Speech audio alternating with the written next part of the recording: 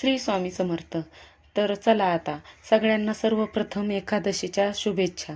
आणि मी पण आता माझे एकादशीची देवपूजा उरकून घेते. येथे काय माझ्याकडे विठ्ठल रुक्माईची मूर्ती नाही आहे, पण माझ्याकडे रंगनाथाची मूर्ती आहे. तर मी रंगनाथाच्या मूर्तीवरच आज अभिषेक करणार आहे. आणि अभिषेक करून मी छान अशी माझी पूर्ण देवघराची क्लिनिंग करून देवपूजा करून घेणार आहे. तर हे पहा, मी देवपूजा झाल्यावर किती छान वाटतंय ना. आज माझ्या मनाला खूप प्रसन्न वाटतंय. आणि खरंच आपण रोज देवपूजा करतो, पण आजची देवपूजा मला फारच आवडली. तर चला, इथं मी रताळ्याचे काप करणार आहे उपासासाठी, आणि ते मी कट करून घेते. आता इथं कट करून झाल्यावर मी कढई ठेवली आणि कढईत तूप टाकलं. तुपामध्ये तूप गरम झाल्यावर त्याच्यामध्ये मी थोडेसे ते रताळीचे काप टाकून परतून घेतले.